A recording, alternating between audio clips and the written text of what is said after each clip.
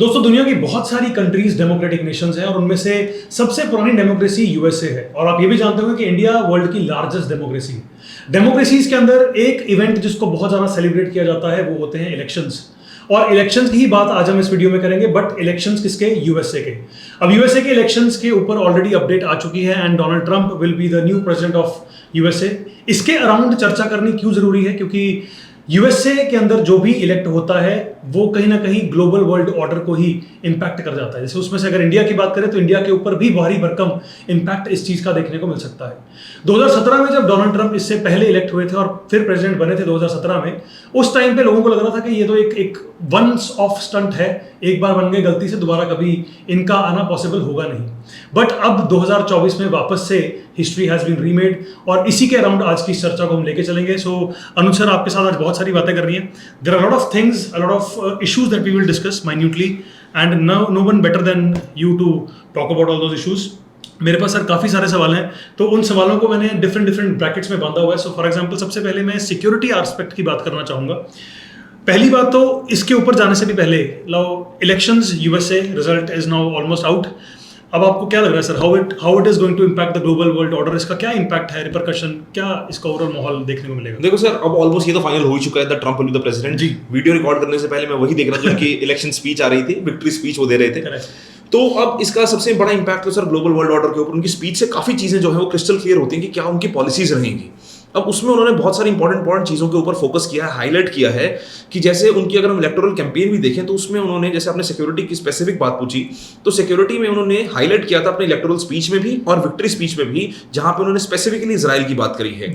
उन्होंने बोला कि यार जो ऑयल है ना वो हम अपने आप संभाल लेंगे, तुम ये जो मेस तुमने फैलाया हुआ ना इसको संभालो।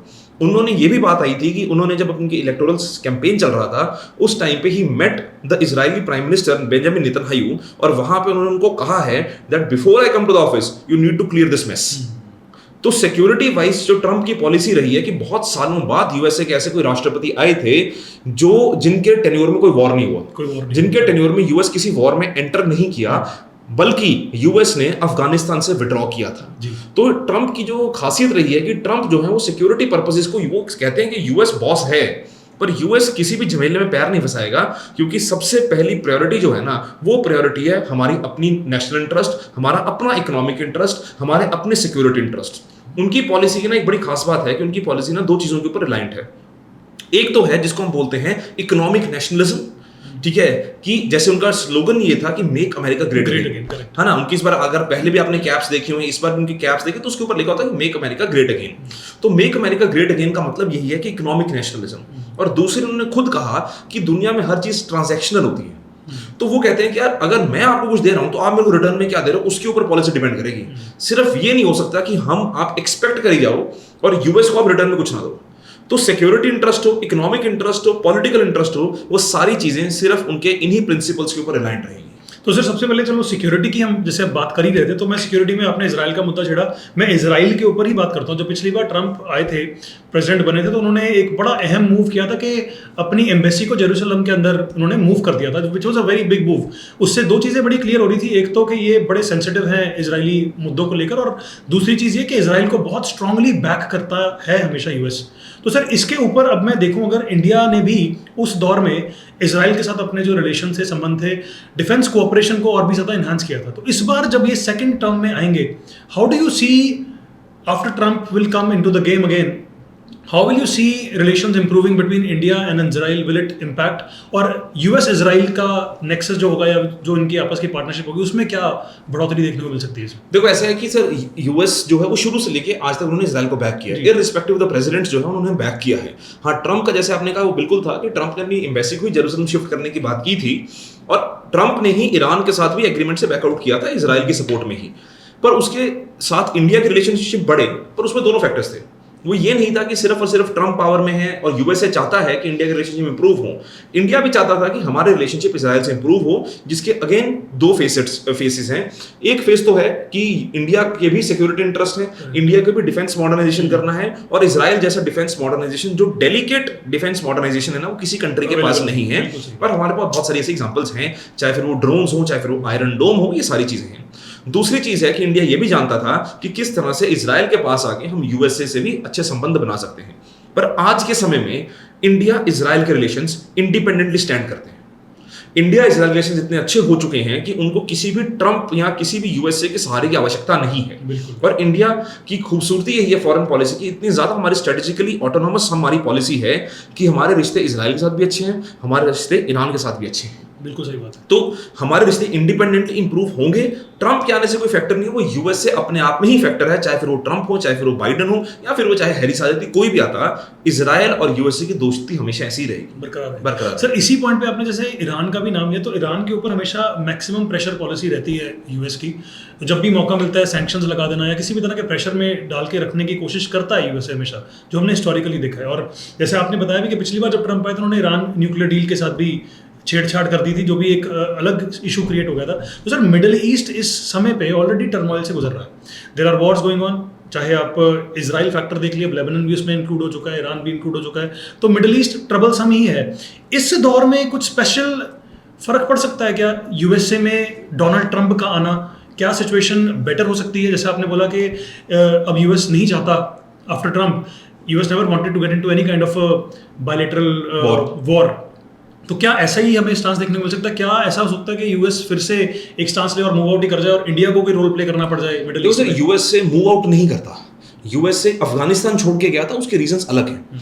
यूएस से वेस्ट एशिया को नहीं छोड़ सकता, ना ही छोड़ेगा, क्योंकि सबसे बड़ा रीजन, जैसे मैं पहले बता रहा था, उनकी विक्ट्री स्पीच में हमें दिख गया जी कि वो जो ऑयल है ना, जो लिक्विड गोल्ड शब्द का इस्तेमाल किया है डोनाल्ड ट्रंप ने, उन्होंने बोला नेतन्याहू को एड्रेस करते हुए कि it's a liquid gold, we will handle it, ठीक है, you move out of it, ठीक है। उन्होंने बोला कि BB you are a very good person, but let us now handle the situation, let us now handle the mess, ठीक है। तो इस ट्रंप का यही है, ट्रंप कहते हैं कि यार वॉर्स सस्ती नहीं होती हैं, correct, wars are always costly, ठीक है। देखने में सुनने में बहुत अच्छा लगता है, ठीक है, कि जो लोग आर्मी में नहीं है या जो लोग इस चीज में इंपैक्ट नहीं होते ना, उनके लिए वॉर एक ल्यूक्रेटिव ऑप्शन हो सकती है कि यार हमारा इंटरेस्ट है, ये हो गया वो। पर जो लोग जमीन पे उतरते हैं, जो पॉलिसी मेकर्स होते हैं, वो इस बात को जानते हैं कि war is not a easy affair, it is not a cheap affair, it is a very very costly affair. तो ट्रंप कहते हैं कि यार इन सारी चीजों से अच्छा है कि हम डेवलपमेंट की तरफ या अपने रिश्तों की बनाने की तरफ फोकस करें, क्योंकि हमारा प्राइम फोकस कुछ और है, ठीक है। हमारा प्राइम फोकस है कि हम अपनी हेजेमनी को बरकरार रखें, हम अपनी पावर को बरकरार रखें। उसके लिए उनका सिंपल है कि वॉर खत्म करो, जहां पे आपने सैंक्शंस लगाने वहां सैंक्शंस लगाओ, ठीक है। पर सैंक्शंस लगाने का मतलब ये नहीं है कि आप युद्ध में उतर जाओ। तो हो सकता है कि आने वाले कुछ समय में आप देखोगे कि डेल्यूशन होगी वेस्ट एशिया में ट्रंप के आने से। जो ईरान के ऊपर भी वेस्ट एशिया इसराइल ने वॉर लॉन्च करी, बोल दिया कि हम अटैक करेंगे इसराइल को, सब कुछ ऑलमोस्ट इसराइल ने बोल दिया हुआ है। पर आगे क्या होता है वो बड़ा इंटरेस्टिंग होगा कि क्या वेस्ट एशिया अपनी ऐसी ही अग्रेसिव पॉलिसी की तरफ चलता रहेगा या ट्रंप के आने से ये चीजें मेलो डाउन होगी। अगर ट्रंप का पिछला ट्रैक रिकॉर्ड देखा जाए तो चीजें डेफिनेटली मेलो डाउन की, मतलब इजराइल का स्टांस इसमें चेंज होता हुआ दिख सकता है। स्टांस चेंज ईरान के प्रति नहीं होगा, स्टांस चेंज वॉर के प्रति वो बिल्कुल होने के चांसेस हैं। We will have to see that, sir, very carefully. इसी समय पे सर, जैसे हमने दो पहलुओं की बात तो कर ली, जैसे for example we have spoken about Israel, we have spoken about Iran, middle east का भी हमने एक थोड़ा जिक्र यहाँ पर कर दिया। बट एक एंगल और जो अभी इस टाइम पे दुनिया में चल रहा है वो है Russia Ukraine war. Also see war तो सर दुनिया में किसी भी कंट्रीज के बीच में हो, और जब वो इतने बड़े नेशंस के बीच में हो जाए, जैसे फॉर एग्जाम्पल रशिया अगर इन्वॉल्व हो जाए, तो उसमें दिक्कत ही दिक्कत है globally. In that case US और रशिया के बीच में भी हमेशा बैंटर्स चलते रहते हैं। अब ट्रंप के आने से उस वॉर का क्या होगा? जो ऐसा 3-4 साल हो चुके हैं, प्रेडिक्ट तो मैं नहीं कर सकता। हम प्रेडिक्ट नहीं कर रहे, बाय द वे, हम हिस्टोरिकल अंडरस्टैंडिंग के हिसाब से लेकर चल रहे हैं चीजों। प्रेडिक्ट तो मैं नहीं कर सकता, पर हाँ ये जरूर है कि अगर हमने ट्रंप का जैसे पिछला ट्रैक रिकॉर्ड देख के कहें कि ट्रंप ने ये अभी अपने इलेक्टोरल स्पीचेस में भी बोला था कि अगर मैं होता तो रशिया यूक्रेन युद्ध ना होता। उन्होंने ज़ेलेंस्की जो यूक्रेन के राष्ट्रपति हैं उनको जरूर नुकसान होगा कि जितना बैकिंग यूएसए को या वेस्ट को मिली है during the time of Biden, अब ट्रंप के टाइम पे वो नहीं मिलेगी। ये डेफिनेटली ट्रू है, क्योंकि वो कहते हैं कि यार तुम्हारा झमेला तुम संभालो, ठीक है ना, हमने थोड़ी कहा था युद्ध करने के लिए।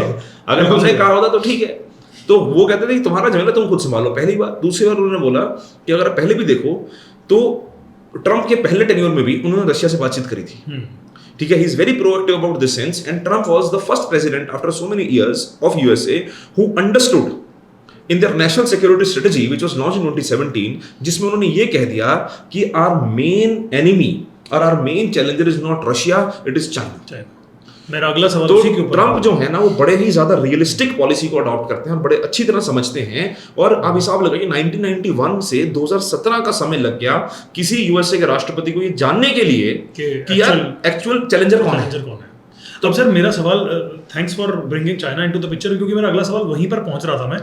इंडिया के लहजे से तो उतना इंपॉर्टेंट है ही, चलो कि चाइना के साथ यूएस का स्टांस क्या रहता है, बट अगर मैं ग्लोबली समझूं तो जैसा आपने बोला इमर्जिंग पावर में तो इस टाइम पे चाइना जिस तरह से इमर्ज कर रहा है, obviously it is a threat to the hegemony of USA. Now Donald Trump का पिछले टर्म में कैसा स्टांस रहा चाइना की तरफ, और आपको क्या लगता है कि इस टर्म में वो पॉलिसीज के अंदर कुछ चेंजेस आएंगे या वो ज़्यादा एग्रेसिव हो जाएंगे, या उनकी पॉलिसीज किस तरह से इंपैक्ट कर सकती हैं चाइना को स्पेसिफिकली?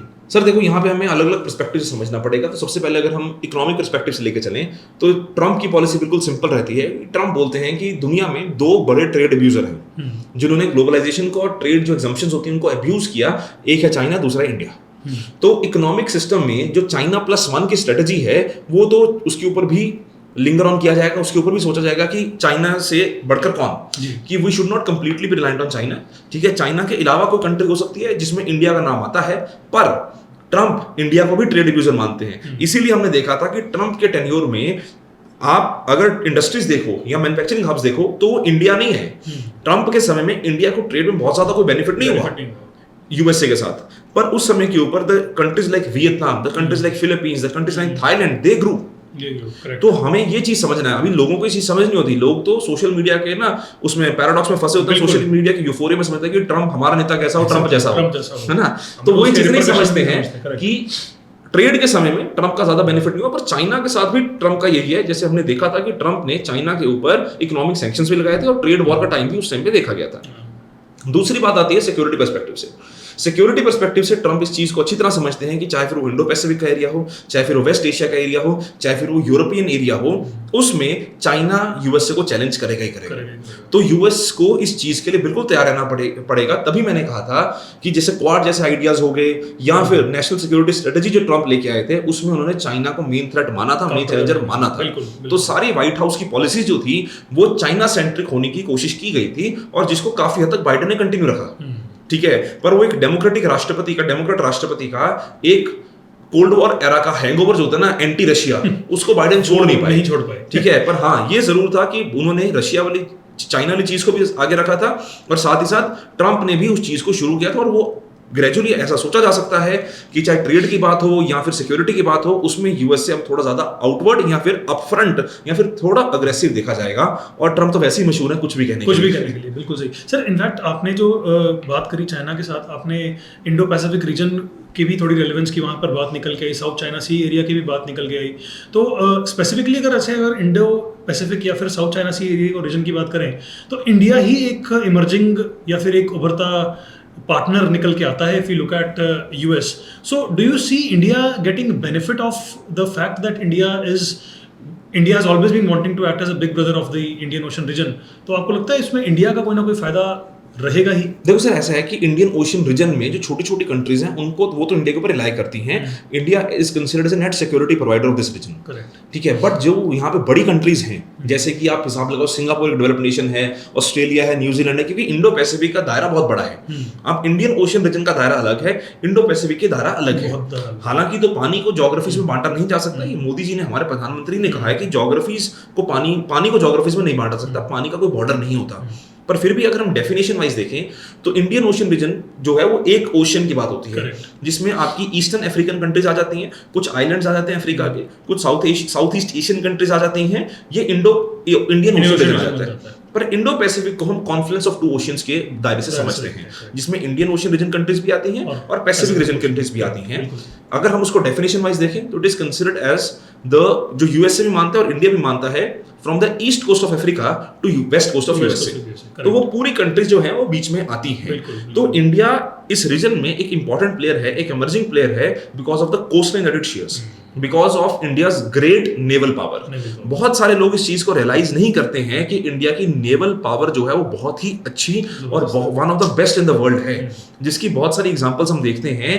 जब हूथीज ने अटैक किया शिप्स के ऊपर, मर्चेंट शिप्स के ऊपर, तो इंडिया नेवी एक ऐसी नेवी थी जिसने सारी शिप्स को बचाने का काम किया। बिल्कुल।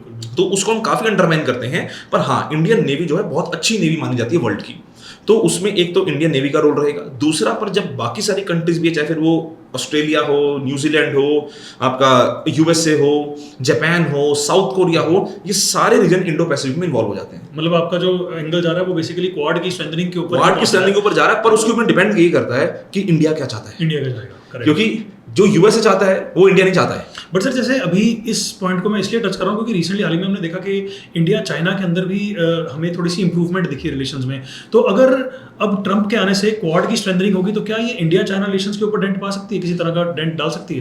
देखो, यूएस इंडिया चाइना रिलेशंस के ऊपर बिल्कुल इंपैक्ट डाल सकता है, उसमें कोई डाउट नहीं है। हर चीज इंपैक्ट डाल सकती है। जब रिश्ते खराब होते हैं छोटी छोटी बात चुप जाती है बिल्कुल सही बात। तो आप हिसाब लगे बिल्कुल इंपैक्ट डल जा सकता है, पर उससे ज्यादा रेलेवेंट क्या है कि इंडिया कैसे इन दो बड़ी पावर्स को मैनेज करता है, और इंडिया की आदत है बैलेंस करने की, चाहे फिर रशिया यूएस हो, चाहे फिर वो इंडिया चाइना हो, तो उस चीज को बैलेंस कर सकता है। सर अगला सवाल मेरा स्पेसिफिकली ट्रेड को लेकर है। पिछली बार जब ट्रम्प पावर में थे उन्होंने नारे स्पेसिफिकली, जैसे आपने बोला कि बाय अमेरिकन गुड्स वाले नारे, और वो जो हार्ली डेविडसन केस पहले हुआ था, वो टैरिफ वाले जो इश्यूज इंडिया के साथ हुए थे, तो उस सिचुएशन में इंडिया को यूएसए के साथ डील करने के लिए कुछ मल्टीलेटरल एग्रीमेंट्स की तरफ जाना चाहिए या फिर बायलेटरल पॉइंट ऑफ व्यू से ही इसको हैंडल करना चाहिए? देखो सर, ऐसा है कि इंडिया और यूएस जो है ना, अगर आप जो लोग काफी समझते हैं कि इंडिया जो है ना उसका लार्जेस्ट ट्रेडिंग पार्टनर चाइना है, पर अगर हम FY24 का डाटा निकाल के देखें तो इंडिया का लार्जेस्ट ट्रेडिंग पार्टनर यूएसए है। करेक्ट। इंडिया और यूएसए का ट्रेड जो है वो $120 बिलियन का ट्रेड हुआ है एक साल में, और इंडिया और चाइना का ट्रेड जो है $118 बिलियन का है एक साल के अंदर FY24 का।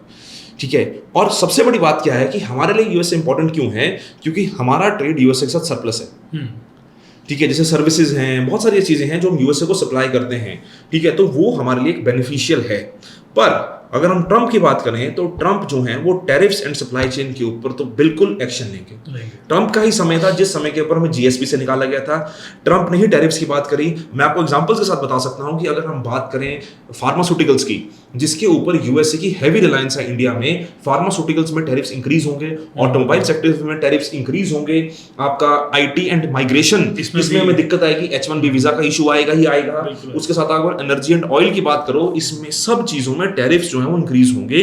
तो इंडिया यूएस ट्रेड में आप देखोगे कि अगर डाउनफॉल की बात की जाएगी, अगर मैं आपको एग्जांपल के साथ बताऊं कि अगर आप ट्रम्प के एरा को और बाइडेन के एरा को कंपेयर करो, तो ट्रम्प के एरा में ऑन एन एवरेज जो हमारा ट्रेड डेफिसिट था ना चाइना यूएसए के साथ वो कम था, यूएसए का ट्रेड डेफिसिट हमारे साथ वो कम था। बाइडेन के एरा में trade deficit of USA has increased multifold. कि फॉर एग्जांपल अगर हम एक्सपोर्ट्स की बात करें, इंडिया बाइडेन के एरा में ऑन एन एवरेज $70 बिलियन के आसपास एक्सपोर्ट करता था यूएसए को, और $50 बिलियन के आसपास हम इंपोर्ट करते हैं। और ट्रम्प के एरा में वो एक्सपोर्ट जो था वो $50 बिलियन के आसपास था, और जो इंपोर्ट इंडिया लेता था यूएसए से वो $35 बिलियन के आसपास था। तो एक तरह से $15 बिलियन का गैप था। बाइडेन के एरा में वो गैप जो है वो 40 या 50 बिलियन का हो चुका है, ऑलमोस्ट 20-30 बिलियन। जिस चीज को चेक करना चाहेंगे वो बिल्कुल फर्क पड़ा है। और ट्रम्प के आने से ये जरूर होगा कि टैरिफ्स भी इंक्रीज होंगे, ट्रम्प के आने से ये भी होगा कि इकोनॉमिक नेशनलिज्म भी इंक्रीज होगा, और ट्रम्प के आने से जो हमारे स्किल्ड वर्कफोर्स वहां जाता है उसके ऊपर भी डेफिनेटली तो डायरेक्ट इंपैक्ट सर के हिसाब से, मतलब आपके हिसाब से जो इमिग्रेशन फैक्टर्स हैं, जो इमिग्रेशन H1B वीजा ने जिक्र किया, उसके ऊपर तो डेफिनेटली इंपैक्ट आना ही है। बिल्कुल आएगा सर, डेफिनेटली तो नहीं बोल सकता, बट यूजुअली हमने जो पिछले टर्म में भी देखा उस हिस्टोरिकल अंडरस्टैंडिंग से we think that there is going to be some impact here also. Sir मेरा लास्ट जो if you are illegal immigration के ऊपर, इलीगल इमिग्रेशन, जैसे मैक्सिको के ऊपर स्पेसिफिकली जो डंकी वॉल क्रिएट हो रही थी, डंकी रूट है, बिल्कुल डंकी रूट बहुत इंपैक्टफुल है। तो अगला मेरा सवाल स्पेसिफिकली ट्रम्प की नेचर को लेके है सर। थोड़ा सा ये सवाल इसलिए पूछना पड़ रहा है क्योंकि इसको मैं भूल नहीं सकता, क्योंकि Trump is known for doing things which are very unconventional in nature. तो वो एक ऐसे लीडर हैं जो कि कोई डिप्लोमेटिक एक्शन लेने से पहले उसके बारे में ट्वीट डाल दिया करते थे। तो आपको लगता है क्या कि ये थोड़ा सा उस वे में हम बात कर रहे हैं कि आपको लगता है कि ट्विटर के ऊपर अब वो बहुत ज्यादा एक्टिव फिर से हो जाएंगे, और क्या आपको लगता है कि इंडिया को एक स्पेशल ट्विटर टास्क फोर्स बना देनी चाहिए जो बैठ के सिर्फ और सिर्फ ट्रम्प के ट्वीट्स को देखे? देखो पहले तो उसको एक्स बोलते हैं बिल्कुल, exactly. और जो एक्स के मालिक है एलॉन मस्क, बहुत बड़ी चांसेस हैं, बहुत ज्यादा चांसेस हैं that he might be the part of Trump's team. बिल्कुल, क्योंकि ट्रम्प को उन्होंने बहुत सपोर्ट किया। एक्स के ऊपर हमने देखा कि प्रो ट्रम्प बहुत ज्यादा एल्गोरिथम चलाए गए, और हमने ये भी देखा कि ट्रम्प ने एक इलेक्टोरल स्पीच में ये कहा था जहां पे एलॉन मस्क उनको सपोर्ट करने के लिए आए थे, और एलॉन मस्क ने बहुत ज्यादा डोनेशन दिया है ट्रम्प को, और ट्रम्प ने ये कहा था कि if I win then he will be the part of my team. तो हो सकता है कि ट्रम्प मस्क को कोई सेक्रेटरी ऑफ स्टेट या फिर कोई अपनी एडवाइजरी बॉडी में डाले, ठीक है, और टास्क फोर्स बनानी टास्क फोर्स तो मेरे को लगता है मस्क ही ट्वीट करते हैं उनके बिहाफ पे, है ना, पर टास्क फोर्स तो नहीं है। पर हाँ ये जरूर है कि ट्रम्प की पॉलिसी सर जो थी वो थोड़ी सी रिएक्टिव पॉलिसी थी, ठीक है, कि वो जो उनके मन में आता था वो लिख देते थे, बिल्कुल, वो रेपरकशन के बारे में बाद में सोचते थे कि अब क्या होगा, ठीक है ना। तो अगर उन्होंने माफी भी मांगी सर, बहुत कम है, कम माफी के चांसेस हैं, क्योंकि यूएस के राष्ट्रपति की ऐसी पोजीशन है जिनको काफी खून माफ होते हैं। पोजीशनिंग ऑफ पावर है सर। एक लास्ट सवाल, जैसे इस ऐसे लीडर के साथ डील करना है, फॉर एग्जांपल अब तो पूरी दुनिया डील करेगी, पिछली बार भी हमने देखा कि ये एक ऐसे लीडर रहे जिन्होंने अलाइज को भी सरप्राइज कर दिया और जो एडवर्सरीज थी उनको भी सरप्राइज में ही रखा। तो ऐसे लीडर के साथ डील करने के लिए क्या इंडिया जैसी कंट्री को अपनी फॉरेन पॉलिसी में भी कुछ कोर चेंजेस लेके आने की जरूरत है, या फिर do you think that we are well equipped and we will be very we have a very able team of bureaucrats who will handle every situation which is. नहीं देखो सर, ऐसा है कि टीम ऑफ ब्यूरोक्रेट्स तो able है, ये तभी वहां तक पहुंचे हैं, बट हाँ ये जरूर है कि फॉरेन पॉलिसी में कुछ चेंजेस लाने की जरूरत जरूर पड़ेगी। जैसे कि ट्रम्प जो हैं वो बाइडेन जैसे लिबरल नहीं है, ट्रम्प जो हैं वो बड़े ज्यादा क्लियर कट रहते हैं इन सिचुएशंस में कि इधर यू आर विद अस और यू आर अगेंस्ट अस, ठीक है। कि अगर आप देखो कि रशिया के साथ जो इंडिया का स्टांस है, बाइडेन के समय के ऊपर जैसा स्टांस रहा, यूएस ने जैसा प्रेशराइज करा, तो इंडिया वैसा स्टांस नहीं लेके जा सकता आज के समय में के ऊपर, अगर ट्रम्प राष्ट्रपति बन गए हैं, जैसे बनी जाएंगे। तो दूसरी बात यह है कि जैसे अगर हम देखें ईरान के साथ हमने ऑयल डीलिंग स्टार्ट कर दी थी, ट्रम्प आए, ट्रम्प ने जेसीपीओसी से बैकआउट करा, इंडिया को ईरान से इंपोर्ट्स रिड्यूस करने पड़े, क्योंकि ट्रम्प ने बोल दिया था हम आपके सेकेंडरी सैंक्शंस लगा देंगे। उसी तरह ट्रम्प जो है वो अपनी बात मनवाने के लिए सैंक्शंस भी लगा सकते हैं, जैसे ट्रम्प ने पहले भी एक बार बात की थी। तो हमारी फॉरेन पॉलिसी में बिल्कुल चेंज आएगा ही आएगा, क्योंकि हर लीडर के साथ चेंज आता है और ये चेंज भी देखेंगे। पर इंडिया की पॉलिसी थोड़ी सी स्टेबल है, थोड़ी सी बैलेंस्ड है। बहुत ज्यादा अगर आप कहो कि बहुत ज्यादा डायनेमिक शिफ्ट आएगा, नहीं आएगा, क्योंकि ट्रम्प की द्वारा चलाई हुई पॉलिसीज को बाइडेन ने काफी हद तक कंटिन्यू किया। तो वी विल हैव टू सी अब वो कैसी और पॉलिसीज के ऊपर काम करते हैं, उससे हमें रिएक्ट करना पड़ेगा। So this is it guys, thank you very much for watching this video. अब आने वाले समय में as we were discussing geopolitics और भी ज्यादा इंटरेस्टिंग होने वाली है, आपका आईआर का सिलेबस और भी ज्यादा कॉम्प्लिकेटेड होने वाला है। So keep watching our videos, आप हमें सपोर्ट करें और अपने व्यूज को भी जरूर एक्सप्रेस करें कमेंट सेक्शन में। हमें बड़ा अच्छा लगता है जब हम देखते हैं कि कुछ बच्चे आपस में भी बात करते हैं, अपने व्यूज शेयर करते हैं, उससे एक दूसरे को सीखने को और ज्यादा मिलता है। So keep sharing, keep writing and keep learning. Thank you very much for watching this video. Thank you.